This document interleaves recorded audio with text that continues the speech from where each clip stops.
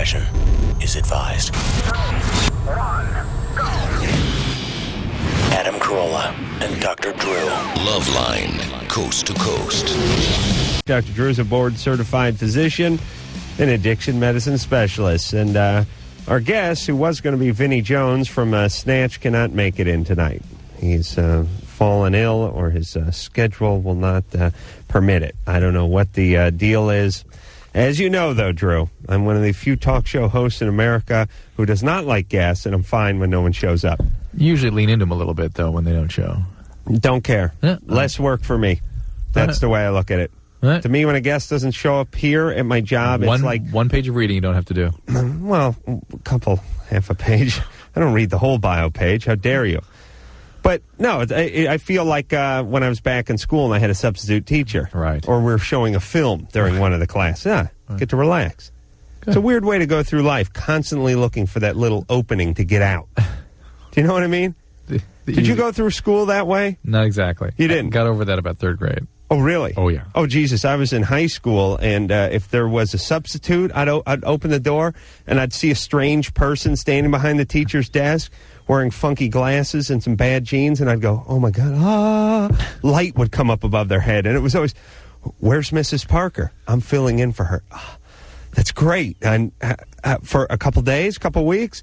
No, just today. Okay, that's good. That's still good. Unfortunately, what happens when you go through the kind of training I had, you realize there is no escape. It's just punishment. Not me. Here it comes. I was, my high school, my academic career was sort of the equivalent to what the boxers call the rope-a-dope.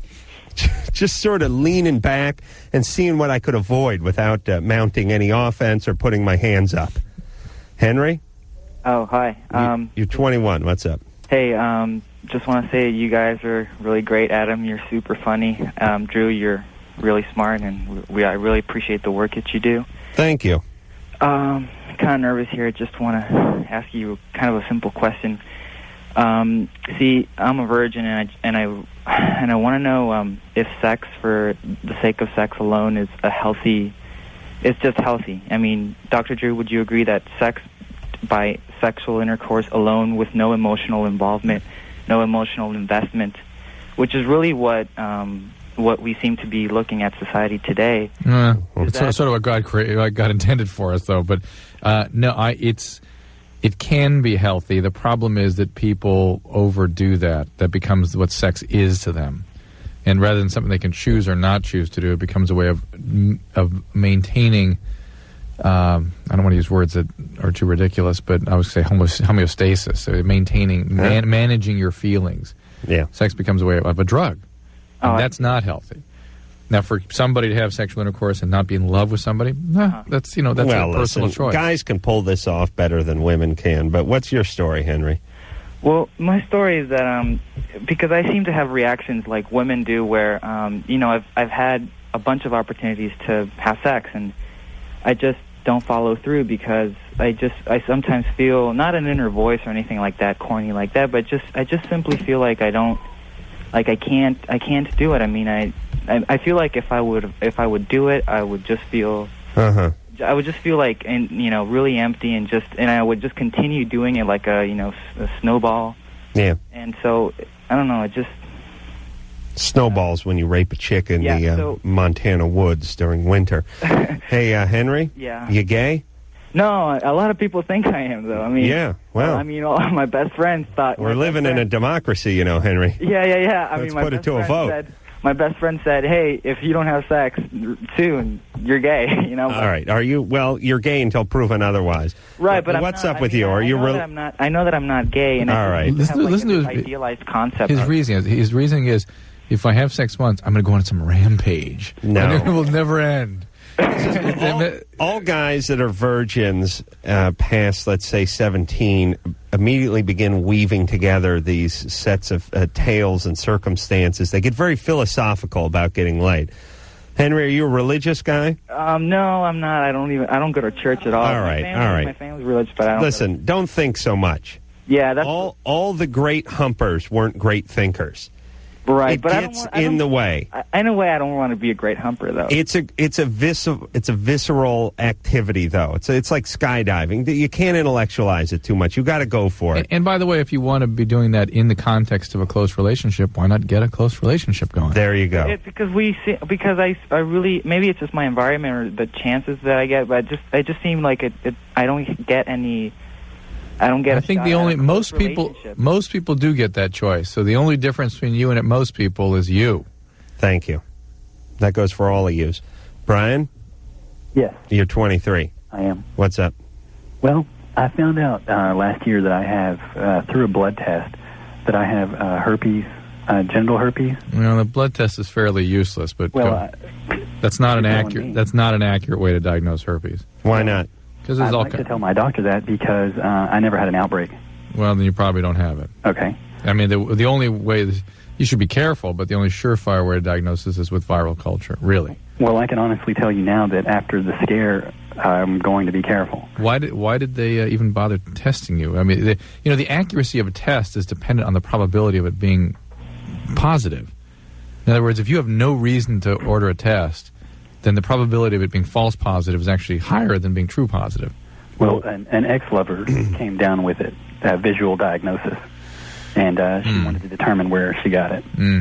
So she took me. Well, that's interesting. Yeah, and it didn't look good for you when it came up positive. Well, not at all, especially when, the people that she suspected at that point, damn them and all this, and I said, I don't like that talk because what if it is me? Yeah. And then now, damn me.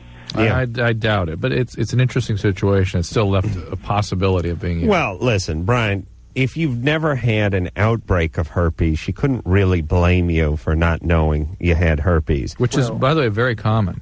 Very common. Having herpes and not knowing. Not having an outbreak. Most women who have herpes don't know they have it. Okay, but then what about the blood test? Why is this so inaccurate? It's just not a good test. It isn't? Yeah. Why not? Why would it read positive for herpes? Because if it's for antibodies to herpes. It's a general. There are other antibody responses to herpes viruses that get picked up. Yeah, that's very fascinating. Well, that wasn't his question, was it? I don't know what his question was. Brian? Sorry? So what's the question? Actually, the question that I had was, for the past 3.5 weeks, I've had mono. And that's a virus too, right? Yeah. Is it a herpes virus? No. Okay. I thought I had read that somewhere online. Is it a herpes-type virus? Uh-oh. It's an Epstein-Barr virus, typically, or CMV, which I don't think that's a herpes class, but why? Why would that matter? Well, I was curious if there's any way that they could maybe affect one another. He's looking for an out. No. What he wants to say to his girlfriend is the reason the blood test came up positive is because... He just wants to know if he's going to... Quite down. This is much more recent. Okay. Listen, plenty of people have herpes. Nothing else occurs to them other than that infection. Nothing about having herpes puts them at risk for anything else. Mike. Yes, sir. You're 20. What's up? Yeah, I've been dating this girl, and she's got some weird things that turn her on. When we're like having sex or whatever, she likes to call me daddy, and bang me daddy or whatever. Yeah. And I call my lovers daddy too. Oh. Although it's actually my dad I have sex with, so it fits. I mean, it works. It's no confusion.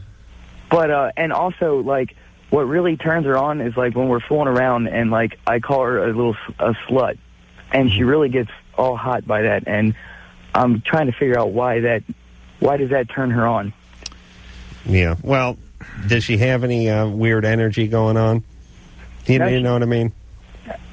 She's pretty normal as far as I know, but like, I mean, just with Mike.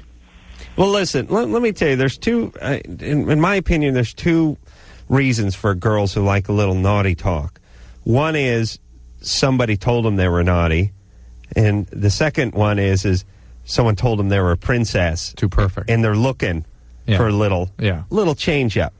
Now, Drew, you may disagree with this, but most women, even healthy, adjusted women who come from good environments, like a little bit of little rough trade in the sack sometimes. Like a little dirty. Being taken, being swept away.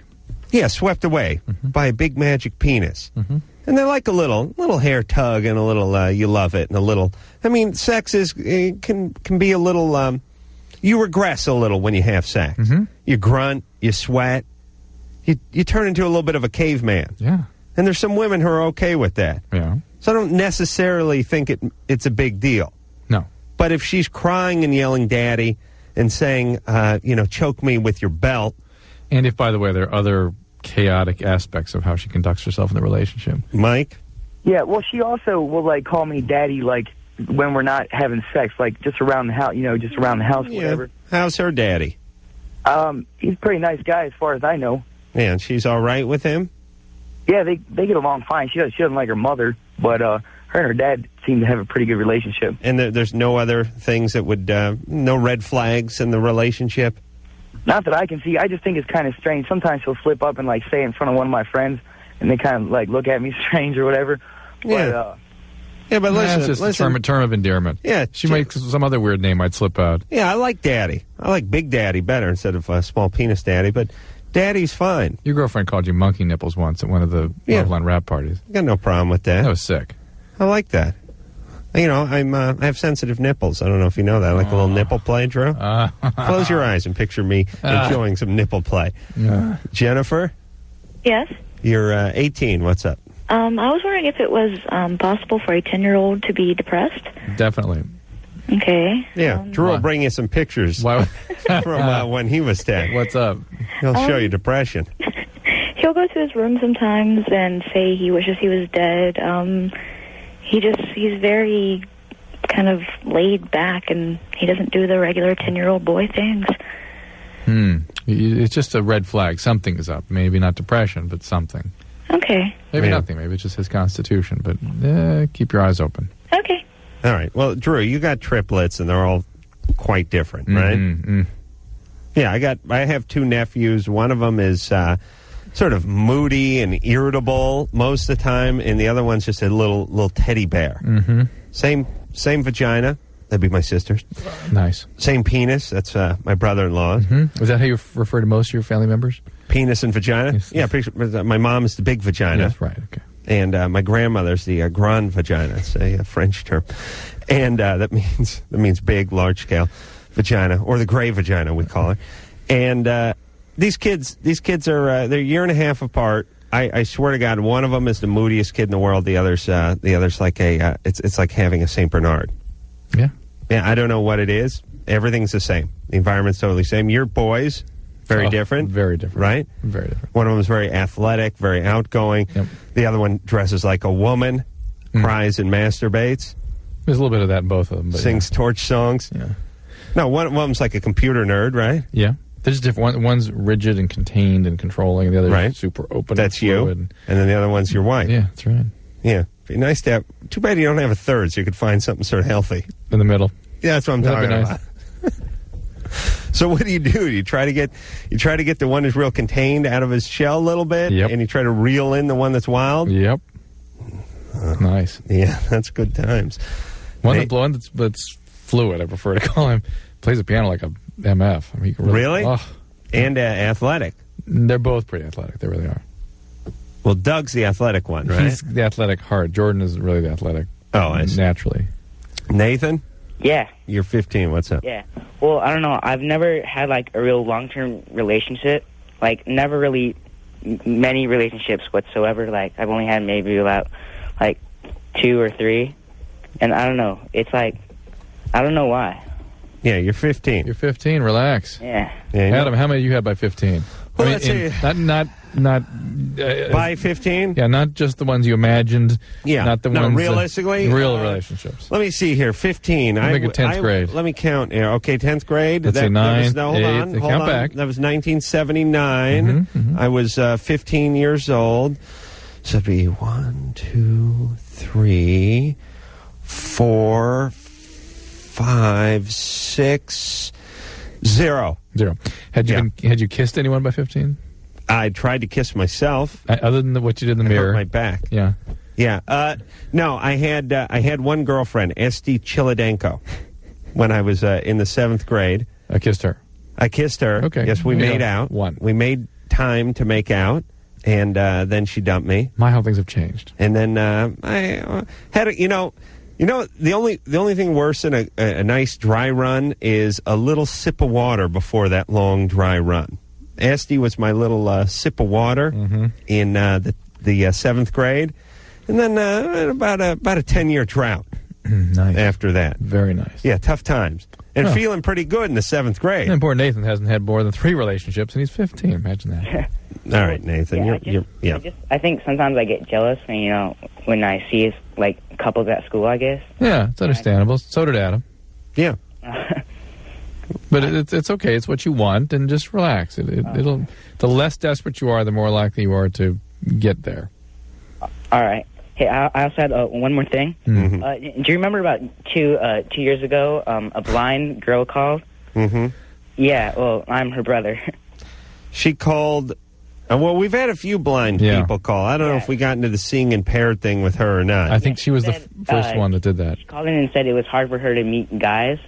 Right. So, I don't know, she has like a boyfriend now. So. She's doing okay? Good. Yeah, she's doing good. Are you sure she's not dating a hat rack and just confused?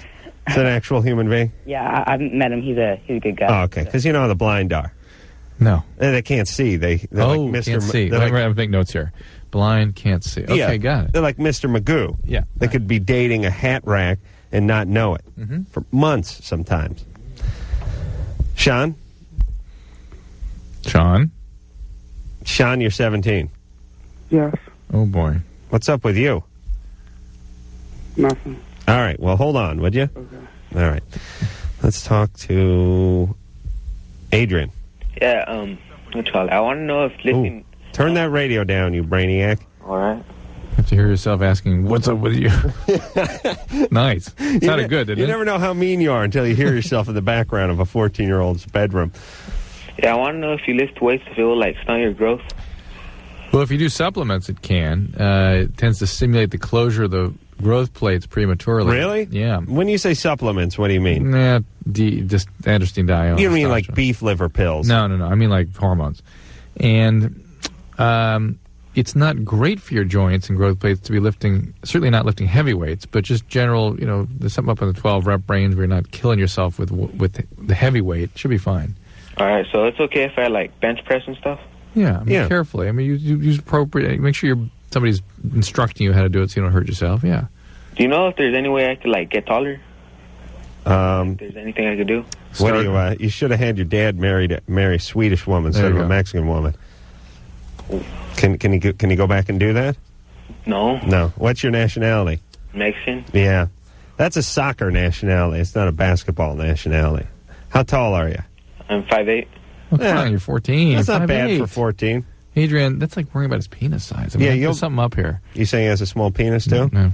Adrian. Yeah. Yeah, you'll be fine. All right. Hey, Adrian. Yeah. Don't do that thing though that a lot of guys do, which is they don't get as tall as they'd like to get, so they get wider than they should be. Okay. And nothing worse than seeing a guy who's 5'9.5" and 275, who's still doing tons. He's bench pressing and doing squats and getting even wider. Mm-hmm. All right. It scares people, Okay. All right, Adrian, you're fine. Thanks. All right. Bye. Good times.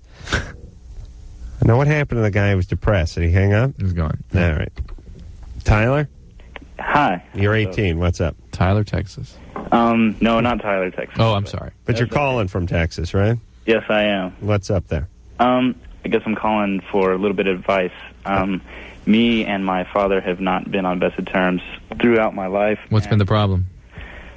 Well, physical abuse.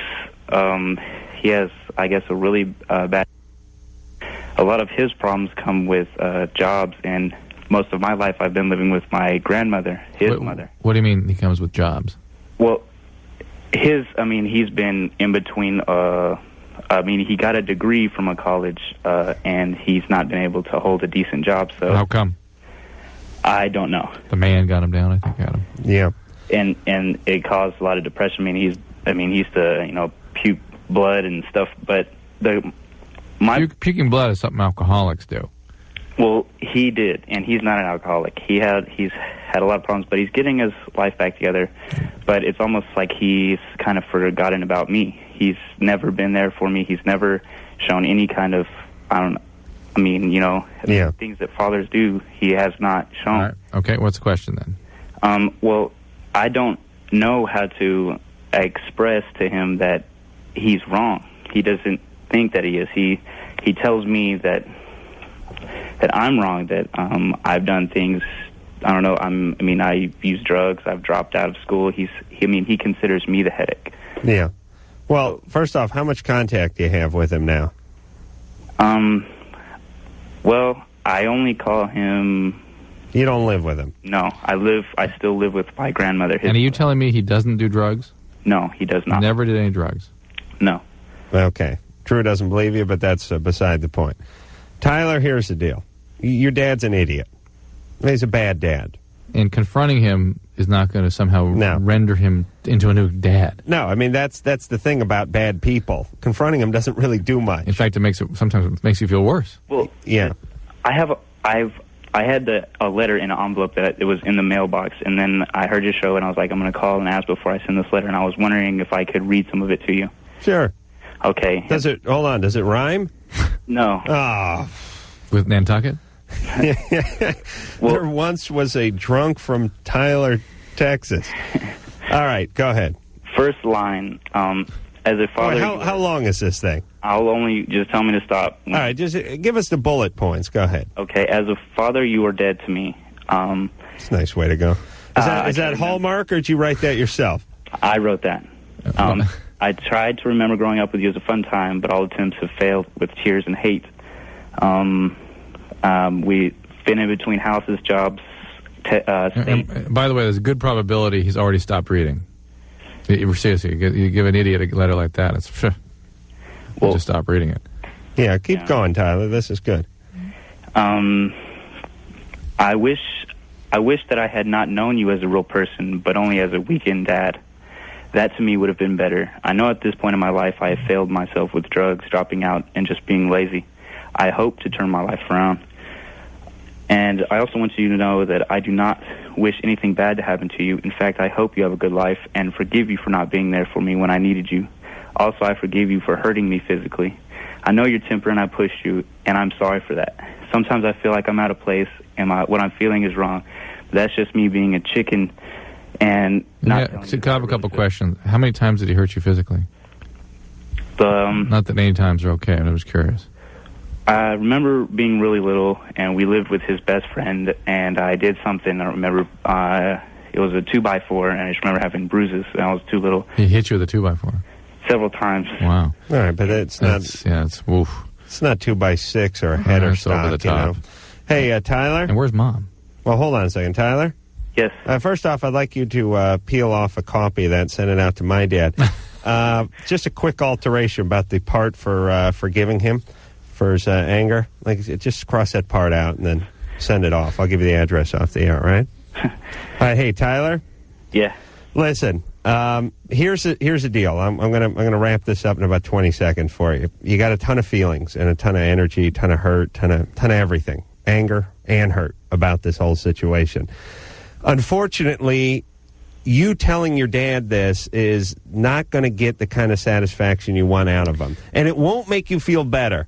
You think it will, but it won't. The letter is okay. I'm certainly glad he's not trying to do it face to face. Better to write the letter than even to send it. But here's the point, Tyler. You need to have a life for yourself.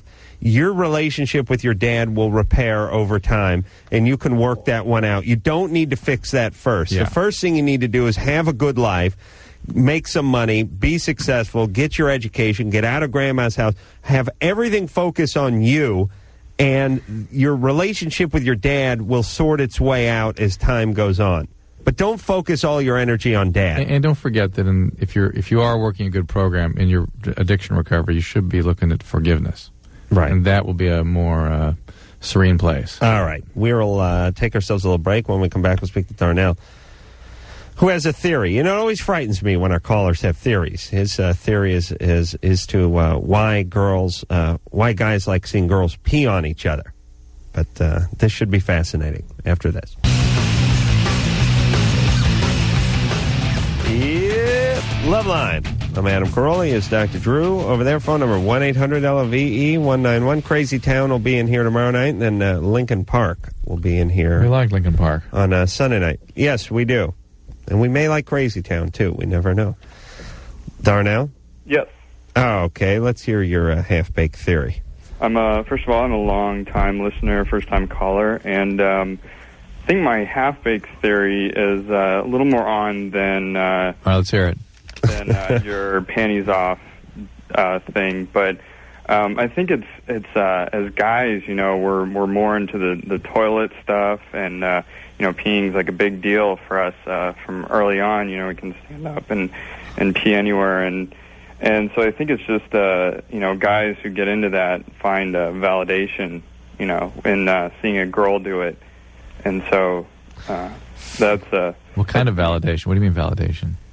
What does that mean? This is, by the way, Darnell's theory on why guys like watching girls pee in the Hustler magazines. The Hustler and stuff, are they peeing on people? No, they're normally peeing on the ground. So just watching them pee is theoretically what guys like? Yeah. In theory, yes. Okay. And what that's is where the smart money is. Do you think it is some sort of transgender issue, that some sort of identification with mom or something?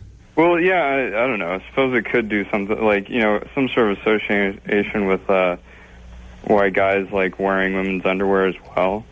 Yeah, but what percentage of guys who jack off the Hustler enjoy wearing women's underpants? Hey, Darnell? I'd assume a great deal. Darnell, yeah. You get any action yourself? Not lately. Yeah, he assumes a great deal would want to jack off with underwear? Shocking. You do think a great deal? Of Hustler readers, probably girls' undies. Like to wear girls' underpants? Yeah. Really? Higher than 50%? Probably around there. I don't know. It's about 50% of the men who look at Hustler enjoy wearing women's underpants. I don't know. Darnell, you need to go to work for the college, collecting data. Hey, he's an epidemiologist. You didn't know that? Darnell, what's up with you? What happened to you? You get dropped? Me? No. You mean on your head? Where are you going, to junior college? State University. Yeah, that's almost junior. I also have a manovation idea. Oh, Darnell. Hold on, Drew.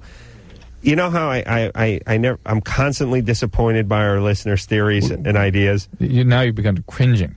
Yes. When you know they're coming. He started this one off. He prefaced this with, I think this is going to be a little more insightful than the explanation you offered some nights ago. And more than your lame listeners would normally offer. Right.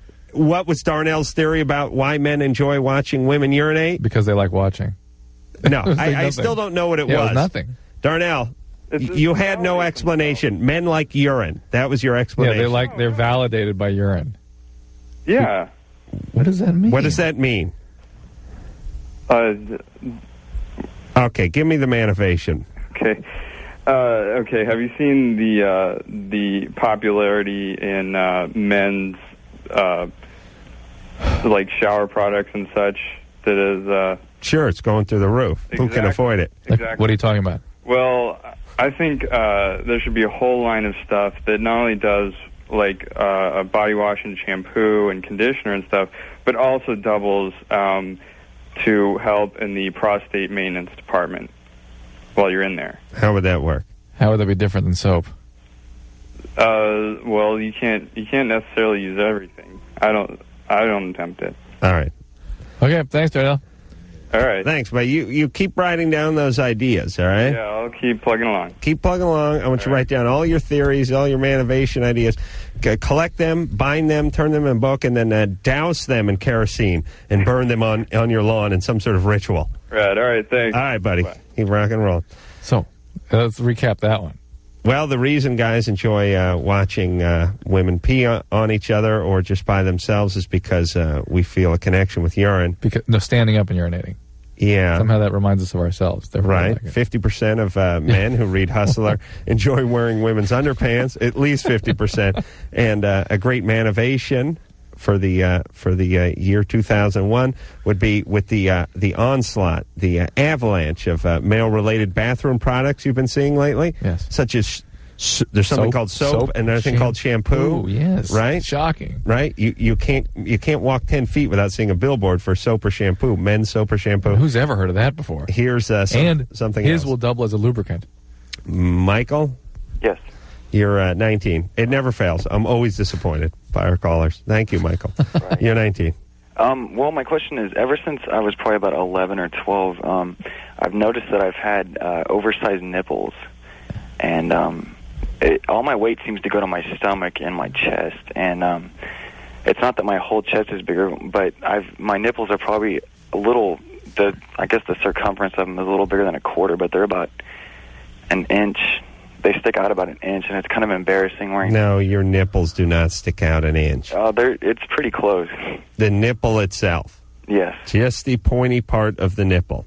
I guess. Yeah. Or do you include the fleshy stuff underneath? No, yeah, that too. Yeah, the fat underneath. The whole thing's an inch. Yeah, and I guess my question was, I wanted to know if that was something that could be from if I have like a more estrogen than most males. Yes, and that's probably, you said you were overweight. I'm not overweight. I'm actually really thin everywhere. It's just all my weight seems to go to my stomach and my chest. And it's not like I have a huge chest or anything like that. It's not like from Fight Club, but it's just... You smoke a lot of pot? What's that? Do you smoke a lot of pot? No, I don't. Okay. How much you weigh? About 170. How tall are you? 6'2". No way. Not overweight. You just collect that weight. Yeah, I mean, it's not, the weight issue's not a big deal. It's not noticeable at all. It's just... Yeah. It's just if you put on 1 pound, 13 ounces of that is in your boobs. Everything else It's normal? bad times. Normal hair distribution? Right. Normal sexual functioning? Right. Who's got this gynecomastia? Yeah. Some guys have this. Yeah. I know they have surgeries. Yeah. I don't know, but what are you removing when the guy's not really overweight? I mean, wouldn't it just come back? No, not necessarily. Why not? They take out some of the glandular tissue sometimes. That would contain the fat or produce it? It just shrinks it back, yeah. But what I'm saying is if you if you gained again, would it come back? No, the cells are gone. The cells, that store the fat, is like the Tupperware that collects the fat. Right. So you remove the Tupperware, and you can only store so much chili con carne. Right, more or less. And there are certain sort of... They do that with liposuction? Yeah, that's liposuction. Is that what that is? Yeah. Well, I was always wondering because, to me, liposuction was like removing the fat from the area. But obviously, if it's a place where you're prone to gain weight, you put on another 5 pounds, and that's where it's going. No. But it won't go there Can't anymore. go there. No cells there to store it. There's nothing to hold it. Right. Go somewhere else. Nice. Should we do it? About that. Yeah, I mean, if this is a situation where the guy's 6'2" and 170, and he has, C cups, this is something he's got to make a move on. Mm-hmm. Because Lord knows he's 19. Wait till he's 6'2" and 235 when he's 31. Mm-hmm. He's going to have D cups. Hey, Michael? Yes. You may want to consult a plastic surgeon and just see what he has to say. It's not quite as extreme as you're thinking. It's not the actual, the whole breast. It's just the nipple. But it's noticeable if I was to wear, a T-shirt. Yeah. Well, nipples are what you got. Those aren't changing. Those aren't changing. Yeah, but what about what's behind the nipple that's sort of pushing it Spreading forward? it out, yeah. Hey, Michael? Yeah. What about just a whole bunch of exercise, lots of push-ups and those kinds of things? Well, if that'd work, Well, it couldn't hurt. I mean, what about doing something that really isolates that muscle, like flies? Incline dumbbell presses. Yeah. Okay. How, you got any weights? No, I don't. Why don't you get yourself a weight bench, tip it up at an angle, and grab yourself some 20-pound dumbbells and do those flies? I'll give it a shot. And just really see if you can blast that area for 2 months and see if it does anything. Okay. Now the fat will sit on top of a muscle and stick out even further. Yeah. That's nice. Yeah. It's gonna look nice. Hey, if that doesn't work, go to a plastic surgeon. Just see what he says. Yeah. Hey, worst case scenarios, you look at the before and after pictures. I'll go to a plastic surgeon every once in a while and just say, I'm looking for breast reduction for my girlfriend for her birthday. I'm shopping around. Can I see some, let me see the before book. Let me see the before book on the breast reduction and the after book on the breast augmentation, please. And then how do you explain the fact that you run off to the bathroom right then? Yes, I'm going to need a 6-pack of Schlitz Tall Boys, some paper towels, and hold my calls, please. I'll be in the bathroom. And I'll need a chair to wedge against the bathroom door so no one comes in. Thank you. Yes, I've been known to do that many times. Chris? Yes. You're 20? Yes. What's up? Basically, I attend a college, and I recently got into a relationship with a 17-year-old. Mm-hmm. And we've been going out for some time, and we recently had engaged in oral sex. And she goes to the same college? Yes. She's in one of those youth outreach programs. Right, right. They think they're getting a leg up. Really, they're just blowing older guys. Youth outreach. Here, reach for my penis. Reach out for the penis. Thank you. So would she be like an advanced student? Actually, because she's over here. She's from Indonesia, and she's here on an F1 visa. Oh, boy. Wow. And, well... she's there on a F1 visa? Yes. Yeah. My family came over on an FU visa. They stayed. They ended up staying. Really? Huh? Yeah, they're still being sought after by the federal government. All right, hey, Chris? Yeah. Now listen, first, she's from Indonesia, you say? Yes. Yeah, women start having sex there at 9. So she's considered an old maid in her native land. Number 2, you guys are both in college. I'm all right with this. You like her? Oh, yeah, I like her a lot. All right. Just take it slow, treat her right. How much different would it be if she were dating an 18 or 19-year-old?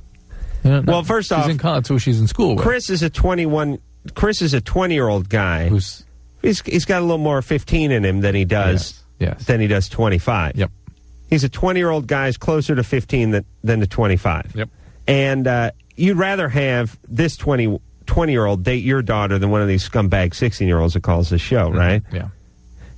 I was fingering my girlfriend, and then I would let my dog lick my finger, and then I was like, finger again. I want to know if I can give my dog a disease. You'd rather have this 20-year-old date your daughter than that guy, right? Much.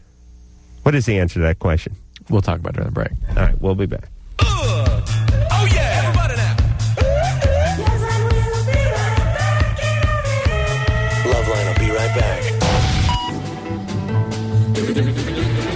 LoveLine. I'm Adam. That's Drew. Phone number 1-800-LOVE-191.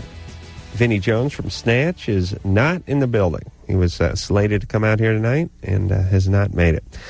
That's all right. Crazy Town will be in here tomorrow night, and then Lincoln Park Sunday night. Having a little difficulty figuring out what day it is. Wonder why that is. Because of... I don't know. I don't know what it is with me, but this week feels slower or faster. Did you work on Monday? I can't remember what it is. Did I work where? Martin Luther King Day? Did you work at all? Because a lot of people took that day off. And oh, yeah. What was it? Oh, I worked on my house. Yeah, of course. Yeah. What are you doing? What are you working on now? I'm remodeling Jimmy's office, my funny partner. He has an office in your house? He has an office in his house, and it's getting gutted big time.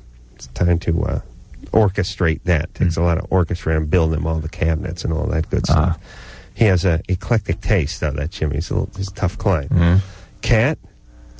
Hello? You're 16. Yeah, I have a lot of, scars because I used to cut myself, and some of them are pretty, big and, ugly. And I was wondering if there's a way I could get rid of them, something I could put on them. Where are the scars? On my arms, and I have some on my legs and on my stomach. That's the thing about scars. There's not a lot you can do about them. There's some laser techniques now. Well, that's why they call them scars, right? Yeah. Otherwise, they're scabs. Otherwise, they're, Yeah. And then, on your belly? Yeah. You were cutting your belly? Well, yeah. And they're scars because you were picking at them? Well, no. She really went deep. They healed and... You went real deep. Yes? Kind of. Yeah, on my arms, I have some really bad scars. Did you need stitches? No, I don't know. They probably could have used stitches, but I don't know. They look really ugly. All right. Well, are you done cutting on yourself? Well, I don't know. I haven't for a long time, but I just recently did. So I don't know. I try not to, but I've been starting to do that again lately. And if you're going to cut on yourself, could you go the other direction and create a sort of checkerboard pattern? I suppose so. Play tic-tac-toe on your belly? Do you have some kind of a dissociative disorder when you do these cuttings? Do you just dissociate? What do you mean exactly? Anyone ever tell you have more than one personality? No. Or do you dissociate where you kind of don't know what you're doing when you cut? Well, yeah, kind of. What's up? Did someone abuse you? I don't know, like, I guess not like overt like abuse, but kind of emotional abuse. Yeah. Why do you think you're cutting on yourself? Well, I went to see a psychiatrist a couple of months ago, and she said I'm bipolar, and I don't know. Does that have anything to do with it? Sure, that's part of it. Did she give you I've been in a some? mental hospital a couple times. Did she give you some medication? Yeah. Are you taking it? Yeah. All right, good. Does it make you feel better? Not really. What about putting vitamin E on those scars? Not likely to do much. And again, there's some lasers that can be maybe useful, and there's things plastic That's really surgeons can do. expensive, though, isn't Yeah, it? whatever. Well, okay. If you're looking for something cheap to try to get rid of those scars, ain't going to happen. Hey, Kat. Here's the deal, baby. They're called scars because they don't go away. But the good news is there's been a huge breakthroughs with this stuff, and I'd say just the last few years. And what they can do with the lasers is pretty marvelous. Maybe a little bit expensive, and it may not be the kind of thing you can deal with for a few years. So the first thing is don't cut anymore. Do your therapy. Stick with your program, your psychiatry. Take your medication and work on not adding any more scars. And scars can shrink quite a bit. Yeah, they'll shrink. And then in some time when your head's in a better place, then you can go get them removed and use a laser. How much would that cost about? It's about $100 a lineal inch. Don't know. We don't know. Oh, I don't know. Okay. All right. Come on, baby. What's up? Thanks. You all right? Yeah. Well, why are you so freaked out? Freaked out, I don't know. Well, you just sound like you're in a bad way. You're 16. You got computers and VCRs. Enjoy. We didn't even have cable when I was growing up. You had on TV. Yeah, had nothing. Kat, do you have any friends? Yeah, I have friends. Good. Talk to them. Hang out with them. Have a laugh. I mean, I do. I, like, try not to, like, spend time alone, but... Yeah. You go to a regular school? No. I go to, like, an alternative school. Oh, boy. So you smoke cigarettes with your teachers during the break, call everyone by their first name, roll in at noon every day, and roll out of there about 1:15, 1:30? Oh, no. I go from 1:30 to 7. Oh. What the hell kind of school is that? That's a swing shift. That's not a school. What alternative? What does that mean?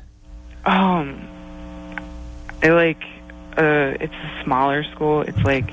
Is it attached to a bigger school? It's in the basement of a library. All righty. God knows what's going on. Are you learning anything?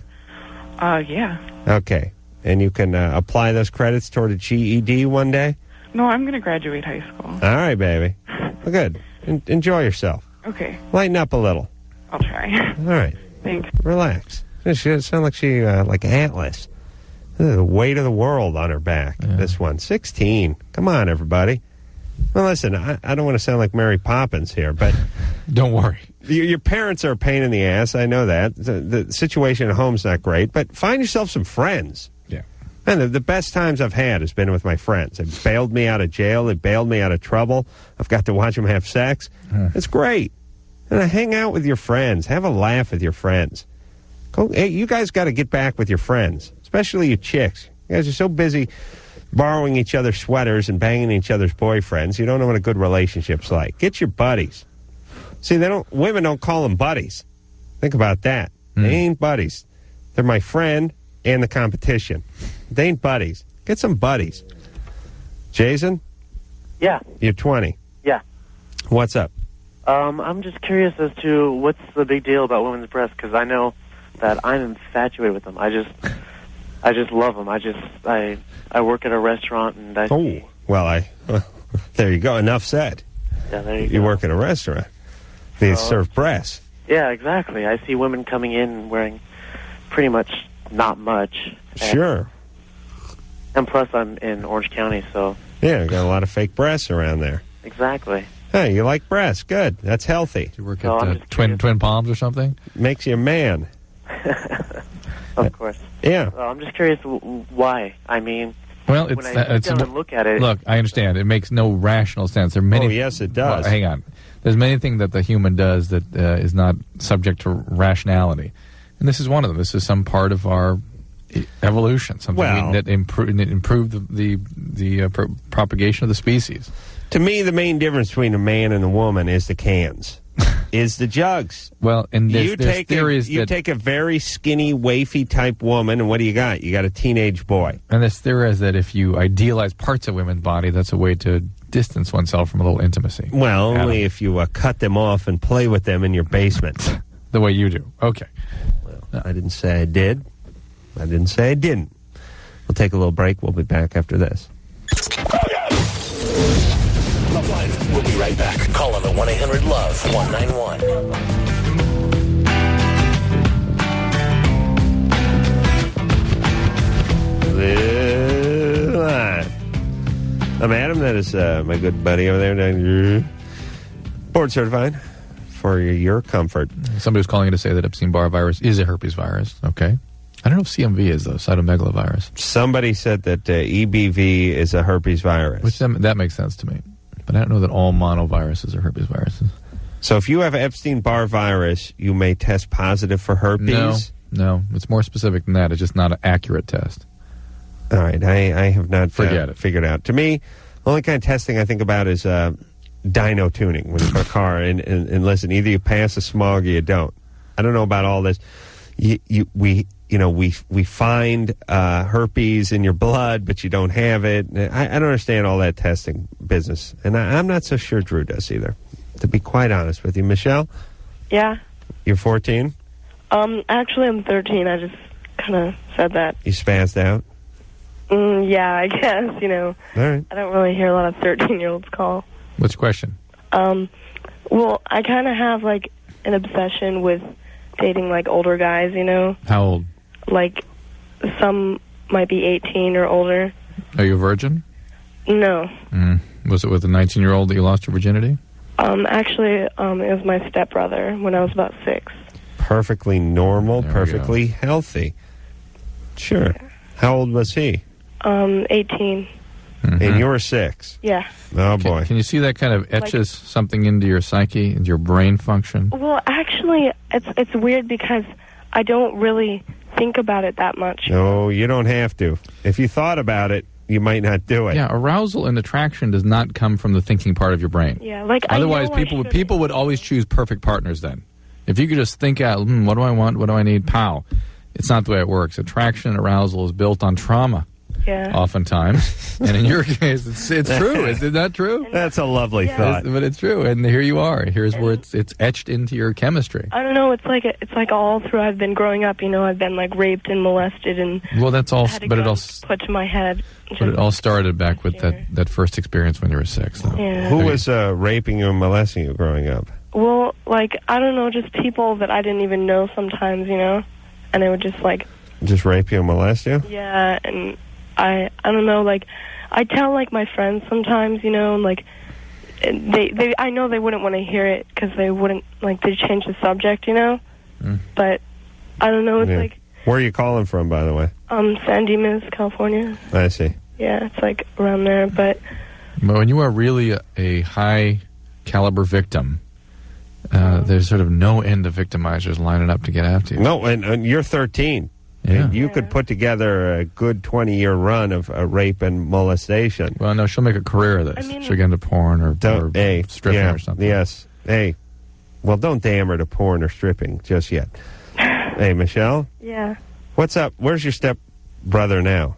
Well, my stepdad also, like, fooled around with my sister a lot. And, like, so we left. We lived in Ohio. And we came out here, and my mom, like, wanted to start over, Yeah. And, like, I came out here, and I had a really rough time. Ended up being stalked and had to transfer schools many times. And who stalked you? Some 19-year-old guy. He was, like, one of my friends, older friends, and they gave him my number. And he came to my door with a gun and got me in his car and took me to Pomona at the top of this hill, and raped me and shot, like, right next to my head and left me there. So, it was... Oh, sounds like a dynamite individual. I don't know. It's like, it's... By the way, just going to Pomona is rape enough. Rape one. Yeah. Yeah. Just being abducted and taken to Pomona is enough cause for some serious therapy. Hey, Michelle? Yeah. Okay, hold on, baby. This, I'm telling you, if your life was an Etch-a-Sketch, I would shake it vigorously. Okay, here's the deal. You got to stop. Get help. You have to can't. get help. I mean, you cannot act out. I mean, it's like I write poetry, you know, I am so, like, emotionally advanced. No. It's not advanced, it's scarred. Well, emotionally experienced. It does not mean advanced. Most people haven't been raped by 13, although recent reports suggested at least 65% of the Hustler readers. LoveLine callers and Hustler readers have. Hey, Michelle, you need therapy, you need counseling, you need a group. I've tried. Yeah, you've tried nothing. You're 13. I tried it. You don't, I mean... How many years did you try it for? Like 2 or 3. I don't know. I've gone to a bunch of them, and I can't sit and tell somebody about my life, and I don't even know anything about them. You know, I'm not... Well, what do you need to know anything about them for? Because, I mean, I'm sitting there telling them stuff about me because they're professionalized in telling me what I should do to make... All right, listen, let me dispel a very popular notion, which is more BS than it is notion. It's more of an excuse than it is notion. This guy's not my friend. He doesn't know me. He doesn't know me. I don't know him. Good. That's right. That's good. That's the way it should be. Same with the pilot who flies the plane. Same with the doctor who puts his finger up your ass. It's best you don't know him. You understand? He's a professional or she's a professional, and they're there to do a job. You two having a prior relationship, or you knowing that they were divorced 2 times, screws it up, had a little trouble with cough syrup in the mid '80s, is not going to help. It screws it up. Yes, it makes it worse. You're there for you. They are professionals. It's like you going to a mechanic. He doesn't know my car. He's never driven my car. He wasn't there when I bought. He doesn't care. He's a professional who works on cars. What's that? I don't worry about mechanics. Yes, that's what you call metaphor there, baby. Yeah, I know. You use that in your poetry. Yeah, okay. That and some simile. And Michelle, if you don't want help, things are going to get worse. Yeah, you're going to hook simple. up with a whole bunch of older abusive guys. It's trouble. And it's I suspect feelings of powerlessness are so profoundly overwhelming to you that you're not willing to trust somebody else. You're not willing to be open and feel that powerlessness in any way. You'd rather be in situations where you are indeed powerless, but believe that somehow you're in control of those situations, that they're your fault, that you were actually in control of them. I don't know. By acting those out over and over and over and over again. I mean, it's not like I've been suicidal before, but it's not like I feel like deeply depressed, you know, or traumatized. But it's like I have this like link to like older guys. You don't feel much of anything. Listen, this link to older guys is going to undo you. Believe me, there's going to be more 19-year-olds taking you to Pomona. Right. There's lots of them. You understand me? Mm-hmm. Now you tell your mom you need to get some help. Well, I don't talk to my mom. Yeah, well, the problem is that I don't get along good with my mom, and I can't just go up to her and say all this. Well, what do you want me to say? What do you want me to do? Send over my magic eagle to snatch you up and take you to my hillside hideaway? I don't know. Where you can be raised in peace? No, but I mean, it's not going to work. How am I going to approach talking to her about it? Yeah, I'm sorry. Okay, listen, Michelle, I'm going to put your whole life in a 10-second nutshell. Oh, that's not good. You listening? Yeah. Listen to me. I'm sorry for the hand that you got dealt in your life. Your mother is a mess. She chose a horrible, brutal stepfather. God knows what kind of shape your biological father's in, and I'm sorry for all the things that have happened to you up until this point in your life. Now, but you're wise beyond your years, and it's time to make a change, all right? You're aware of that. Yeah. Now, you have 2 choices. There's 2 paths. One is counseling. One is reaching out. One is groups. One is relationships. One is therapy. And the other path is 19-year-olds with rancheros with Bondo all over the passenger door, pistols in Pomona. Mm-hmm. Now, your natural instinct, your gut instinct will take you to Pomona. Yeah. That's where you will go. Like the swallows coming home to Capistrano. You will go back to Pomona for more raping. I'm telling you this right now. Now, you're mature and you're aware. You can hear me. You're lucid. I can hear you. You have to go the other direction. I know. You have to. But these older guys. But Adam, these older guys. I don't care. And here's the tough part about that other direction. It's not easy. It's not Bill Cosby's not going to come over in a 15-tone sweater and agree to raise you in his palatial mansion. It's not going to be as gratifying as going after the older guys. You have to do it. You have to do what you don't want to do. You have to talk to a counselor at school. It's like you have to stopping talk drugs. to your mom. It's the same you have deal. to do it. Same deal. All right? All right. All right. All right. Thanks a lot. All right. Have fun on that You day. know, what's fascinating about that part of the brain that gives us attractions and give us, passions towards other people is that it doesn't learn. It doesn't learn. No. It does the same thing over. It's a repetition. And even though she ends up with a guy holding a gun to her head, still doesn't teach her to not go and get in the car with the 19-year-old again. And Yeah. even if she says to herself, I'm never going to do that again, I'm going to look for features of the guy that's not anything like that guy, she'll still find another victimizer. No, well, the whole part about that side of the brain is so that the one little part that does seem to have some truth and some light never sees daylight. It's just about quieting that one little voice that tells you it's time for some therapy, it's time for some change. And no, the more you do it, the more you do it. It's like drugs. I mean, you want to do some blow, you'll do some blow, you'll do a little more and a little more and a little more. It feeds itself. You don't get it out of your system. It's not like, well, I did heroin all last week and I got my fill of that. But it's not addiction, really. It's a repetition neurosis. Yeah, but this is, I'm no addiction medicine specialist, but I still believe I'm smarter than you are. And I can tell you that it's the same quality. Yeah, it has the same quality. In that it has no end. And it doesn't learn. You do it in order to stop some pain in the immediate. Right. And it just has no bottom. It has no finish. It has no fourth quarter. No gun ever sounds. You just keep going. Engaging in the same behavior and expecting a different outcome. Right. All right. We will hop to another call here. Where you going? Well, I thought that's enough. Emotionally, I need a break. Come on, let's go have a cigarette and a shot off the flask I keep strapped to my hip. Jen. Yes. Hi. 19. What's up? Not much. And actually, you guys, I really don't agree completely with the fact that quieting that one little voice for therapy is the only thing that happens, because eventually you get to a point where you're sick and tired of being sick and tired, and then that voice that says, you need to get help on this one. Right. It kicks in. Yes, that's true, but some people die before that does kick in. Yeah, that's really unfortunate. Yeah. Well, what do you think I was saying? Pardon? He was saying the same thing. Yeah. Listen, I'm 19, and Are you an addict? Is that where you know about being sick and tired? Pardon? Are you a recovering addict? Yes, I am. Yeah. Yes. And amongst an Al-Anon, et cetera, et cetera. Were you a sex addict also? No, actually the opposite. No, just booze and actually food. Mm-hmm. And so I'm recovering in several areas. Were you an overeater or just... A little bit of just a compulsive eater, where I'd have I'd binge for a week and then I'd starve myself for 2, and it kept me out of trouble more than when I'd switch over to drinking. Mm-hmm. And then when I'd get in a little too much trouble with that, I'd go back to eating. Mm-hmm. Mm-hmm.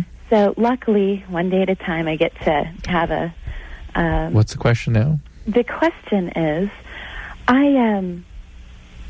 it seems that every time I engage in a sexual relationship, I lose interest in sex, and and it's not that I just got out of a relationship of almost a year and a half, and and before it ended,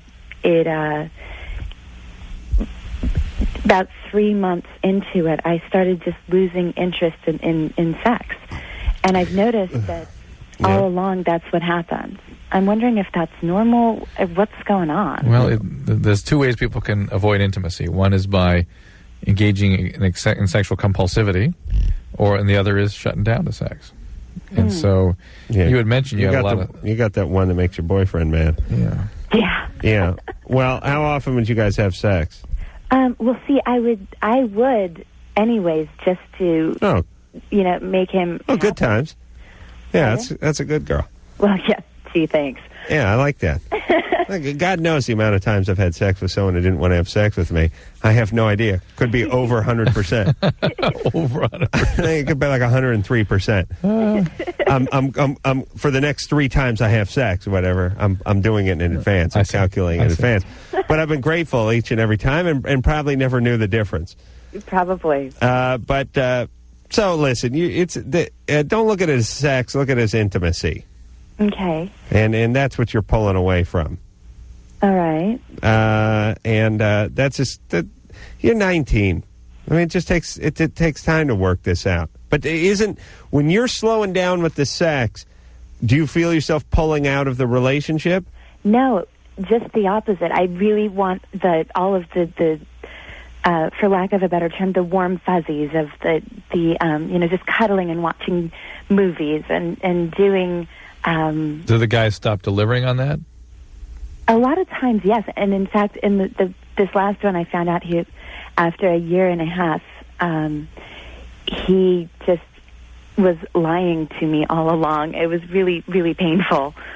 But, and he probably has a drinking problem. Mm-hmm. How old was he? 20. I see. Just turned 20. All right. I don't know. These things might sort themselves out. You've done some recovery. You're working on Al-Anon. You need some more growth. You need some more experience. You've made some bad choices with the guys. Maybe the instinct to pull back was actually a good one. You just didn't really listen to it. Maybe this is the wrong relationship. Yeah. Well, you mean the lying alcoholic guy? Yeah, exactly. I mean, maybe that was. How dare you? Maybe that actually was an instinct that was good. I don't know. I think she just needs to. She's 19. She's working a program. Yeah.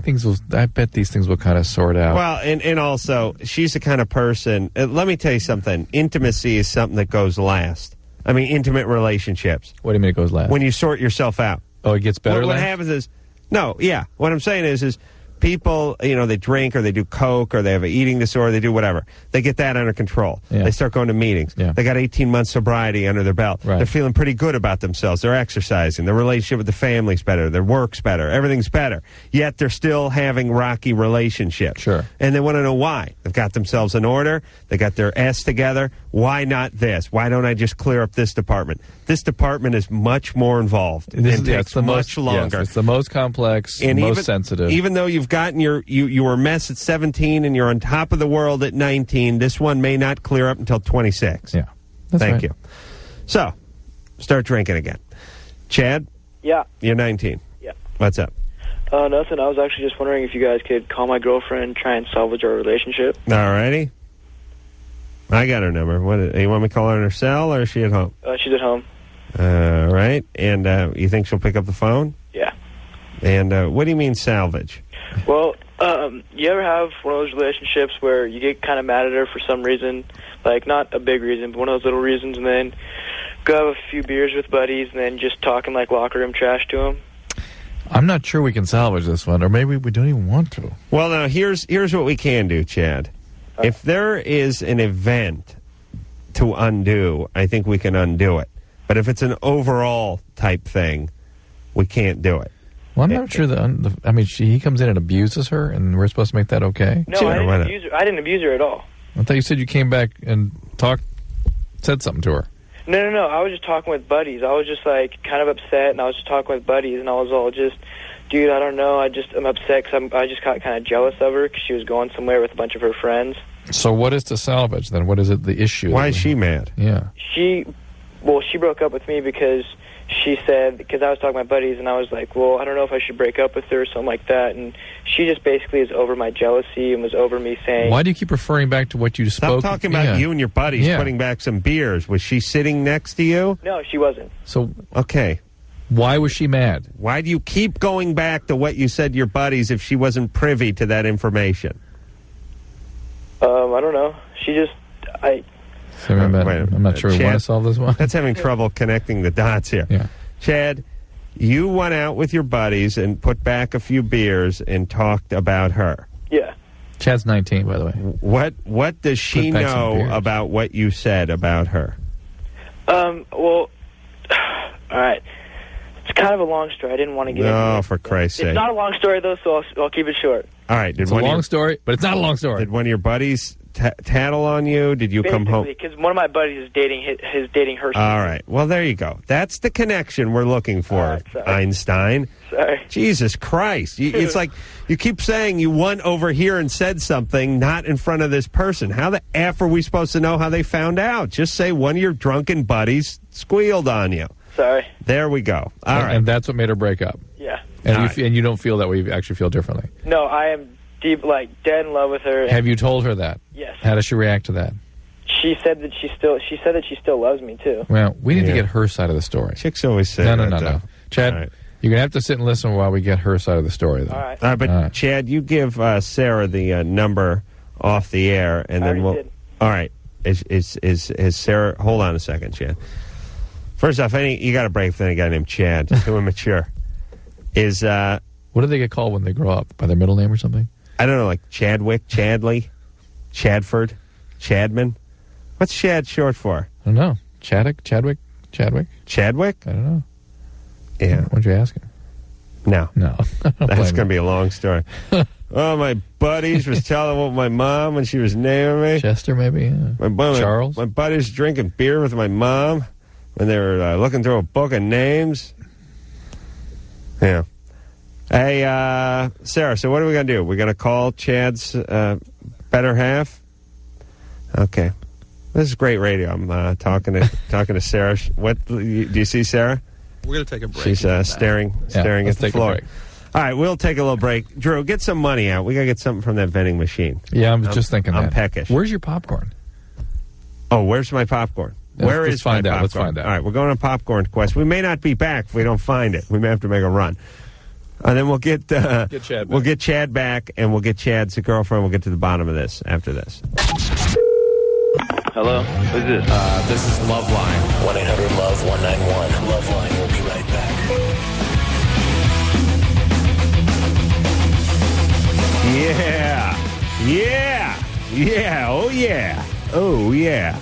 Yeah. LoveLine, I'm Adam. That is Drewski over there. When we left off, we're speaking, we got a big tub of popcorn now, which somehow tastes stale, even though it just came right out of the bag. Yeah. You getting that vibe? Yeah, a little bit. It's kind of weird. All right, let's take it easy. Don't eat that into the mic, Drew. It's not going to be easy. When we left off, we're speaking to Chad. Chad is 19, went out, put a few beers back with some of his bros. Then one of them squealed when he talked about his old lady. She broke up with him. Chad's still in love, wants her back, wants to see if we can patch things up for her. We want to hear her side of the story. Yeah, that's right. That is Carrie. Carrie's, how old is Carrie? Carrie? 17. 17. What's up there, Carrie? Drew, easy on the corn. Right. Nothing. How are you? What happened to the relationship with Chad? Well, I'm sure you probably already heard his side of the story. Yeah, we want to hear yours. Where to start? We have gone out for probably 15 months, on and off, a lot. I think that we both kind of have issues with being jealous of stuff that we shouldn't. But, there's lots of little stuff that has led me to be kind of Oh, hold on. Drew, I'm going to go catch a nap in Likes' office. She come wake me up when she tells us why they broke up. Right. Well, I think where she's building to is something that we hear all the time is that she's been this thing's been over for a long time. We went out to Chi Fridays, and I had the bacon club. Light on the lettuce, the ranch light mayo, fries. extra mustard. So, but he bottomless ice. She's been telling him for a long time this is over. That was our first date. I'm going back to eating popcorn. But the point is, though, he sees this whole thing as it just all of a sudden, out of the blue, one night I talked to a friend and pow, the whole thing's over. Guys always... There's the point is, I gave him... The best months of your life? A ton of chances to not be this way. And I'm not saying that it was a bad relationship, and it's not, and it's just the fact that, there's more to it than I could ever explain to you guys on the phone. Yes, but was there more? You're never going to know all of it, so you can't judge the situation. Right, but that's where you're wrong. I judge people just based on their skin color. I don't need to know anything. But you do. No, I don't. I make plenty of judgments. That's all I do all night. All right, I do it when I'm driving. I do it when I'm on the phone. I cast judgment all the time. Here's the deal. I know the person. You're done with this relationship. Is that accurate? Yeah. You're done, period. You're done because in 15 months, he's been a certain way. You know what way that is. And you don't want to be with that And anymore. he ain't changing too fast. But is that accurate? He'll change, but then Forget the details. Just get to the bottom line here. You're not open to it again. That's it. Well, right? Don't talk her out of it. No, I'm just curious. That's her position. I just want to not have to deal with stuff right now. Like, Ooh. What do you mean? just not have to deal with having. Chad? No, it's. I don't even know why I'm even discussing this with you guys right now. Well, what's up in your life? Just like school and stuff, and You feel a lot of pressure? yeah. Has Chad put more pressure on you? No, not usually, but it kind of puts a strain on things when we get in fights about stupid stuff, and Right. then he won't accept my apology, and we will fight about it, and never seems to get completely cleared up, and it all just adds up. Mm-hmm. So is he a jealous guy?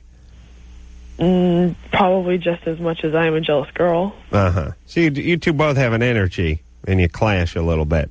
Yeah. And you've been asking for change for some time, and he hasn't accommodated that? It's not that he doesn't try to accommodate, but somehow it always ends up to go, like, he'll start going back to All right. doing some of the stuff he did before. Do you want to hear what he has to say? Sure. Yeah, let's put him on. How do we put him on? Drew, put him on at the same time, would you? Chad? Yeah. Well, I guess you heard that. It's not sounding too great. No, I know. I still see a little bit of light under the door. You guys are just supposed to call her and tell her how much I love her and that I want her back, though. Yeah, I know, but she's heard that BS before. Yeah. I mean, 15 months, come on. Yeah. She's heard it all. And this is what women do. They hear a lot of talk, they listen for a while, and then eventually they tune out. Yeah. I think Carrie's tuning out. But, Chad, why don't you give Carrie a quick pitch as to why she should be back in this relationship? Well, I know you don't want to hear that I'll change again because I know that you've heard it before, and what's to think that I won't just change again for a little bit and then stop. But you mean more to me than anything in the world, and I can't even describe it. But I just love you very, very much, and I want to work everything out and just be with you. Chad, this is Adam Carolla. I'm representing Carrie in the relationship. I think you're only making these claims of change because you've been dumped and shooken up. Not at all. I bet if my client never dumped you, it'd just be business as usual for you. Well, Adam, you've been in a situation where when you get back in, it is business as usual. You go right back to your old ways. You give it a few days, but then you're right back in. Why should we believe that's not going to be the case this time around? Because I don't usually realize that, like, I take stuff out in stupid ways and I act like a dumbass sometimes over stupid stuff. But I realize, though, it's like sometimes I don't realize what I've got until I've lost it, you know? Mm-hmm. But I know, like, she said before, you know, I don't know if I could do this again because we've been on and off a couple of times. Well, now, see, that was going to be my next question. How many times has this been? Like 5. Uh-oh. But see, that's the thing. Instead of we get in like little arguments, we break up over them instead of talking about Yeah. it, and getting them straightened out. You know? Yeah, but on the other hand, maybe you guys are trying to force something along that wasn't meant to go along. I know it. I know how it is, especially when you're a guy and you're 19. You just think every relationship is going to be your last one. No, not even that. All right. Ooh. Seriously, like it's not. I don't even think that, but I just know that how special she is and how much she means to me. All right, Carrie. Mm-hmm. What do you think? You want to try one more time? I think I don't really want to discuss this in front of... No, we don't have any listeners. Oh, really? No. That's ironic. What do you think? You're angry at Chad, aren't you? Why are you angry at him? Because he's disappointed you? Because he hasn't changed? Yeah. It's... Right. See, like I said before, there's like so much more to the situation. Oh, I know. But listen, I know what it is. You guys can judge it and make it part of your show and pick it apart and make jokes about it, but you'll never know. Hey, Chad? Yeah. Carrie sounds like a pain in the ass. Is she good looking? I'm a She's pain gorgeous. in the ass, and I'm a big bitch most of the time. But Right. that's who I am. Right. Hey, Chad? Yeah. Why don't you find someone who's a little more laid back? She is laid back, though. She's beautiful, Yeah, and she's laid like, back like a Dalmatian on a double cappuccino. No way. She's the greatest. I don't know. I've just met Carrie. I'm not impressed. Carrie, you're good looking though, right? I'm not out to impress you, Adam, my friend. Are you good looking? She's gorgeous. Yeah. Hey, Chad? Yeah. I don't know if you guys your personalities are working out too well. I got a bad vibe about this one. She needs a more artistic type. I am artistic. That's what I'm saying. You need a more artistic kind. Chad, no one named Chad is artistic, A, number one. All right. And B, number two, he's going out and slamming Well, why beers. don't you guys call each other once you got there here and sort of see what you want to do with this? This is not a way to end it here, certainly. No. You know what I'm saying? Just reconnect. I don't know. Decide what you wanna Listen, do. you guys have broken up 5 times. I say this should be the last time. That's it. Chad, you need to move on, buddy. I know you're all wound up in getting her back, but why? Why are you acting out? Because why are you telling your buddies that you should break up with her if you're so in love with her? Because it was one of those just dumb things that I... No, that's not dumb. That's not dumb. No, because have you ever said stuff that was completely irrelevant that didn't mean anything at the time? You wake up the next morning, you're like, No. what the hell did I say? Quite the contrary. You've said things that you denied yourself had meaning. Right. That ended up having quite a bit of meaning. Yeah. Hey, listen, Chad, if you're sitting around drinking beer telling your buddies you're thinking about breaking up with her, you're thinking about breaking up with her. This is not the love of your life. It's like if you had a car that you loved and adored, you wouldn't go out and your buddies get drunk talking about selling it. You'd be talking about waxing it. You'd be giving Carrie a little armor all. You think about that, Chad. I want you to think about why you're so desperate to get back with someone you were talking about breaking up with. What's that part of you? Why is this triggering? People are that in you? scared to death of losing that Yeah. idealized Same other. way. Yeah. Oh, when you were that age, when you were 19, imagine how you clung on to stuff. Oh, you have it's like Velcro. Yeah. Jesus, that Carrie sounds like a pain in the ass. So, Chad's got his hands full. He really does. Chad's the artistic type. Carrie needs an older guy who's a little bohemian. Chad's a goofball who wants to chug some beers with his buds and then talk smack. Chad needs a goofy, good-looking chick who's not too bright. Carrie's good-looking, but she's a pain in the ass. Thank you. All right, ready to move forward? here? Okay. And Carrie's angry. Yeah. Yeah. And it didn't sound like she was just angry at Chad. No. It sounded like she had some general hostility. Global hostility, yes. And I could see those two fighting pretty good. Ruben? Yeah, that's me. What's up, man? Hey, you're 25, Peppy. I am. How you doing? Good. Good. I'm working right now, so if there's a little static, then I apologize. What are you doing? I'm driving a taxi right now, and that's what my story in question relate to. Yeah, wait a minute. You're not calling from L.A. or New York. No, I'm calling from Palm Springs. Oh. Yeah. Yeah, I landed here on Thanksgiving for Thanksgiving with some friends, and I decided to stay on for about 6 months. No, it's amazing because you have almost no accent. From where? Where'd you land from? Okay, this is that. I'm from New York. Why don't you ask him about that? I'm from Ithaca, New York, to begin with. Okay, hold on a second, though. We've been to Ithaca. Hey, Ruben. Yeah. Let me ask you a quick question about taxi cabs. Yeah, what's up? How important is it that they have the goddamn scanner up at 10 when I'm sitting in the back seat and they're not paying any attention to it? Do you know what I'm talking about? Yeah, I know. What's your name, first of all? What's my name? Is it Adam? Yes. Adam. Okay, well, the importance of having the radio up is because if there's an important transmission that comes in from another driver, like, let's say there's a call along the way. Driver down? Yeah. Code 11?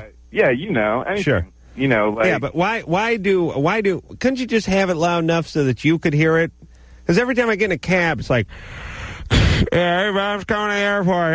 Okay, he says he's taking a shuttle. Okay. Yeah. Rahi, out to the airport. She'll pass you out there. Picking up the Candiani residence is on the airport. No, Daddy's Partini and Devonshire coming in train. Well, he gassed it up. He had the wrong and I'm just sitting back there going. Now I'm driving the cab. Doesn't always sound like though they're in like a metal room, a cave, and they're standing about 6 feet away from the microphone, yelling at it. Yeah, here's the thing. I'm the passenger in the cab. I ain't the co-cab pilot. You understand? I feel as if I should be pushing some buttons and flipping some levers at this point. I don't want to be that. I'm not that fascinated by the cab process to be that involved by it. Shut that goddamn scanner down, or at least turn it down low enough so that only you can hear it. I swear to Christ, I know everything that's going on from the dispatch office every time I get in a cab. And I've driven around the world 3 times in a cab, and I've never had a driver respond to anything that was said. If they were getting back to the person and they were getting some useful information, then I wouldn't be as critical of it. But they never address it. We just hear it. So turn that thing down. That's what I'm saying. Dude, right on. All right, turn it up now, though. Let me hear. Put the phone down there. You want to hear? Why don't you hear a shout out from my dispatcher? Let's hear what's going on. Press the button here, and then. Well, just turn it up. I want to hear some. I want to hear some conversation. Ready? Yeah. Hold on. What's going on here? So one 83 to 84. You want to give a shout out to what's your name again? Whoever's on the radio. You're a big fan of the show, huh, Ruben? Hey, Ruben? Yeah, well, no, my dispatcher. Adam and Dr. Drew. There you go. That's what it sounds like. But they aren't stoners.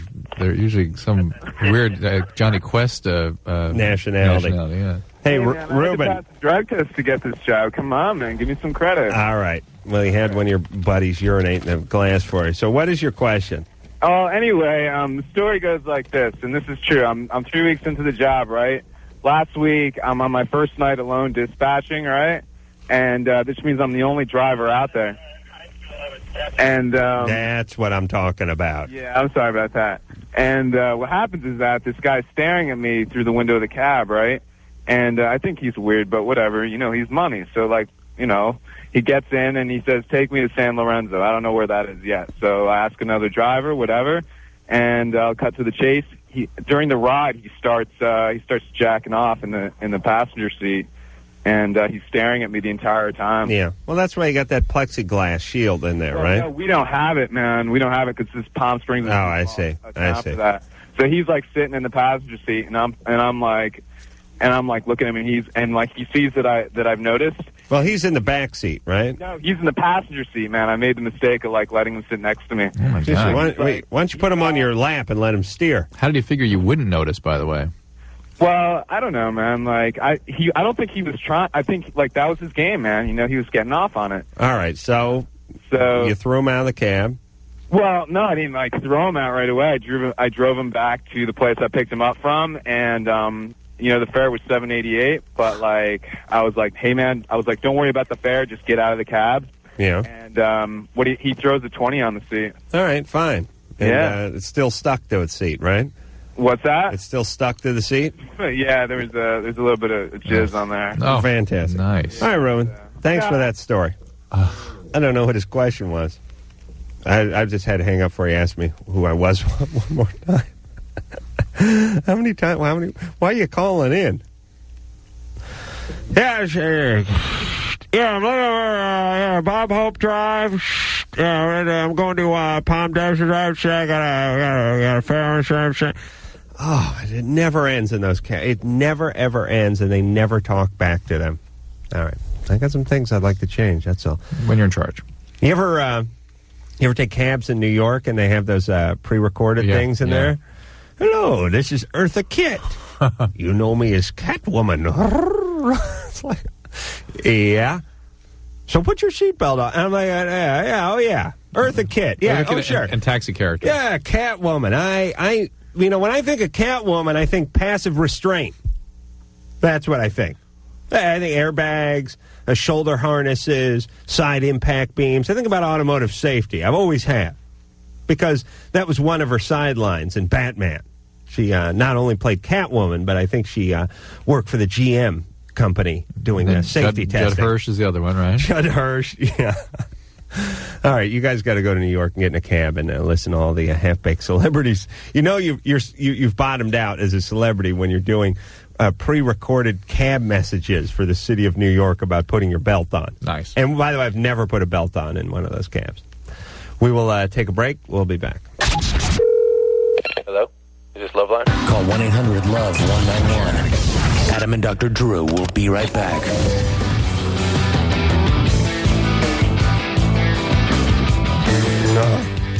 She's just true. We almost got through that bag of popcorn in the break. Time for another one. We shouldn't have talked.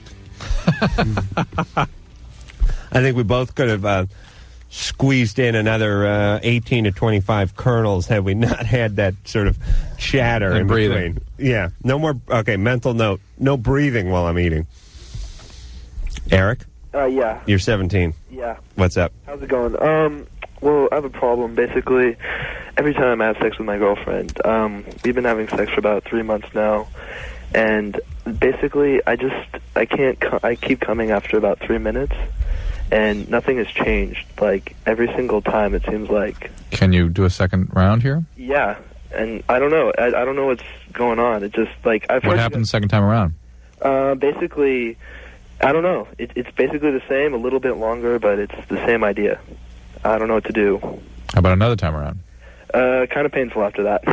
But, I mean, I've listened to your show a lot, and basically I've heard you guys talk about how after a while you can build up a tolerance maybe or something, but it never happened to me. At 17, it's tough. You mean to sex? Yeah. Yeah. You're screwed. No. Huh?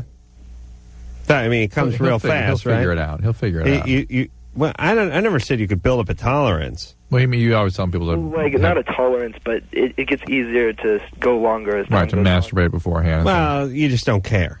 Ah. At 17, you think potentially you're going to be the world's greatest lover, and then you realize you suck. Do you have a girlfriend? Yeah.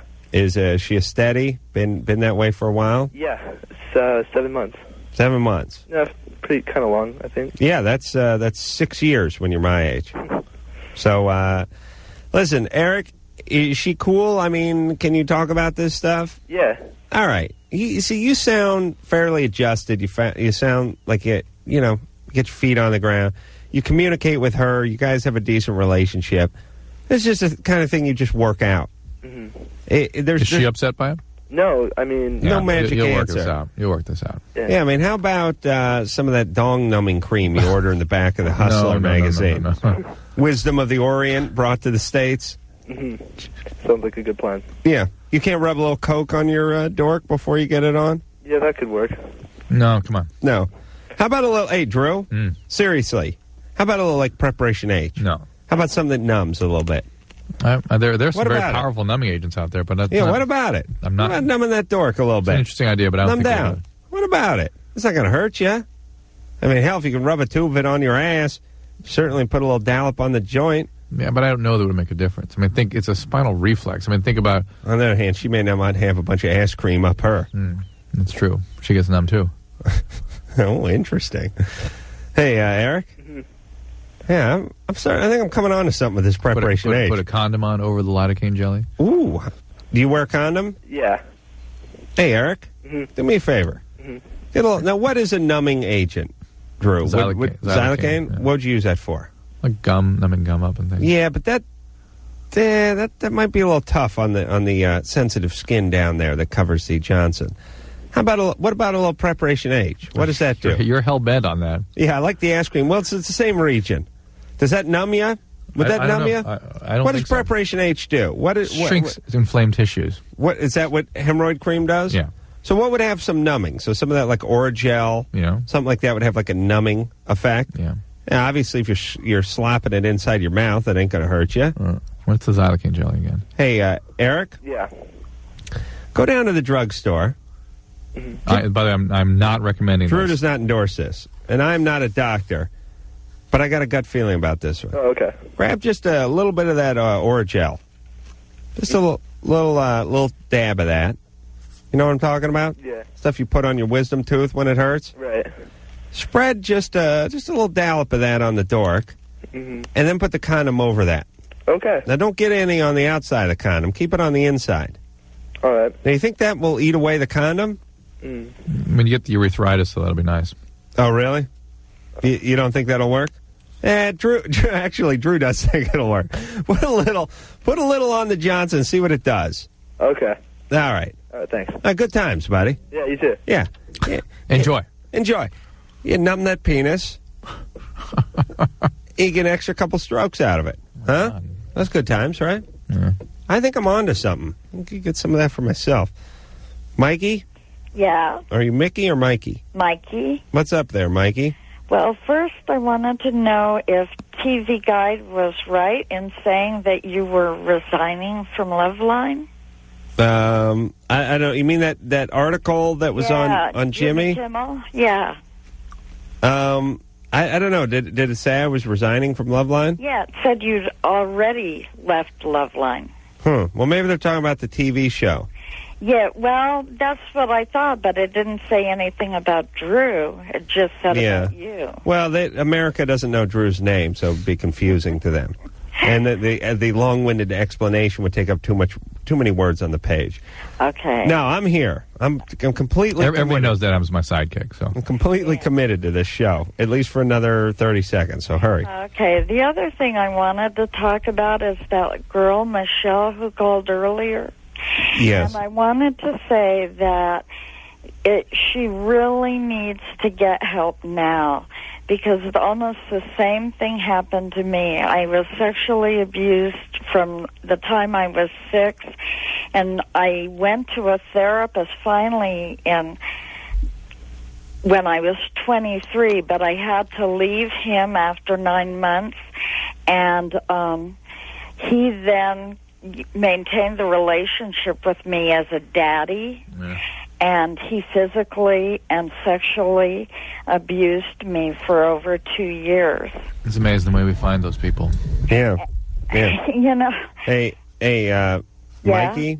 Unfortunately, we're out of time. I'm sorry about that. I really am. Okay. And I hope you're doing okay now. Well, I am, and I just wanted to say that she needs to get help now so she doesn't go through the garbage I went through. Yes, and I'm glad. It's a great message. I'm glad you called up and sent that message. And I guess the more important message was don't find a therapist. He's going to call you. You're going to call him daddy, and he's going to continue raping her. Recommended by somebody. Was that her message? Legitimate. All right, we'll be back. LoveLine will be right back. LoveLine will be right back. LoveLine will be right back.